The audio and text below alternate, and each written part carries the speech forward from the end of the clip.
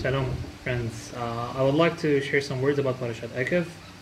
In this Parasha, like the preceding ones in Sefer Devarim, Moshe is addressing Bnei Israel and he's reminding them of the mitzvot, he's reminding them of the special status of Eretz Israel.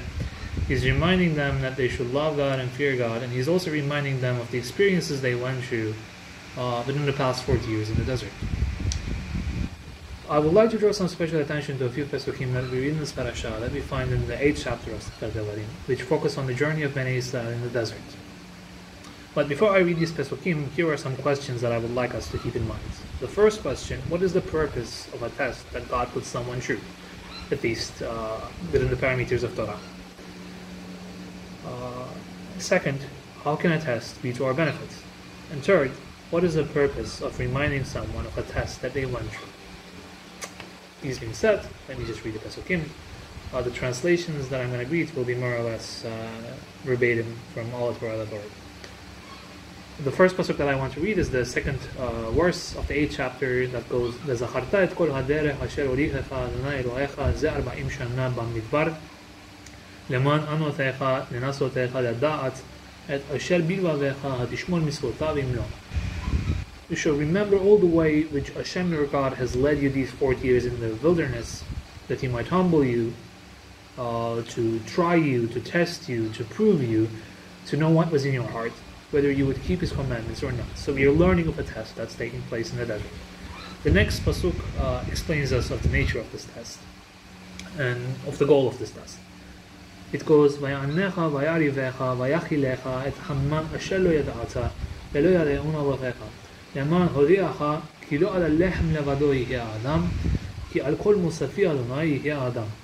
He humbled you and allowed you to be hungry and fed you with manna, which you didn't know, neither did your fathers know, that He might make you know that man doesn't live by bread only, but man lives by everything that proceeds out of the mouth of Hashem. Okay, so we learn that this last thing is precisely the goal, but the nature of the test includes being humbled and being allowed to be hungry, which is certainly unpleasant, at least superficially speaking. I would like to continue by reading verse number 16 in this chapter, and that will be the final verse that I read, which goes: "Amachileha man b'midbar asher lo yare'una avotecha leman amnotecha ulma'an lenasotecha le'etivecha v'aharitecha." Who fed you in the wilderness man, in reference to HaKadosh Baruch Hu is speaking, which your fathers didn't know, that He might humble you, that He might prove you, He might try you, He might test you, to do you good at your latter end. Okay, these pesukim being read, let me try to answer these questions in my humble capacity. So, though the commentators also deal with these questions, I would like to focus my attention in this short video to what the Rambam says in the Guide to the Perplexed, more specifically in the 3rd section, chapter 24. First, he points out, and I'm quoting this verbatim from Pine's translation, that the meaning of all the trials mentioned in the Torah is to let people know that what they ought to do, or what they must believe. Accordingly, the notion of a trial consists, as it were, in a certain act being done, the purpose being not the accomplishment of the particular act, but the letters being a model to be imitated and followed. End quote. So the experience of Bnei Israel in the desert is primarily that of a learning. A little later, Rambam addresses the last pasuk, the end of the last pasuk that I quoted. It says, okay, what does it mean? That He might try you, test you for your benefit at your end. He says, you shouldn't try to read into this pasuk that Hashem sometimes makes a person suffer to give him a greater reward at the end. This is not what the verse is speaking about. This is speaking about the learning experience of Bnei Israel in the desert.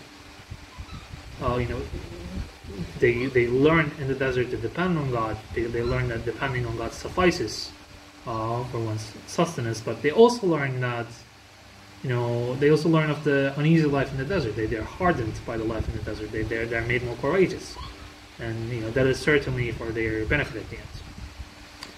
With these first two questions that I asked in the beginning of the video address, I would like to address shortly the last question I asked, That is, what is the purpose of reminding someone of a test that they went through? Why is Moshe speaking of this experience to Bnei Israel? Surely Bnei Israel, who's been in the desert for the last 40 years, they realized how great of a miracle man was. They learned how their existence in the desert depended on the mercy of Hashem.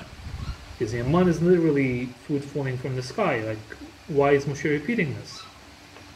I think, in my experience, in my humble opinion, and feel free to disagree, the reason why Moshe is reminding the Jewish people of this is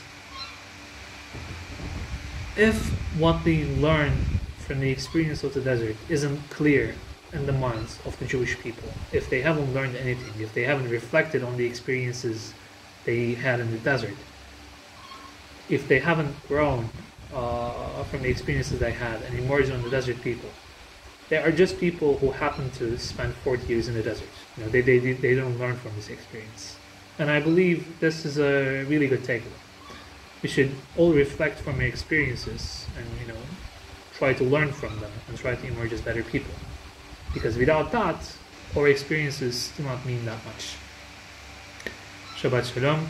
Have a wonderful Shabbat with your friends and family and all your loved ones.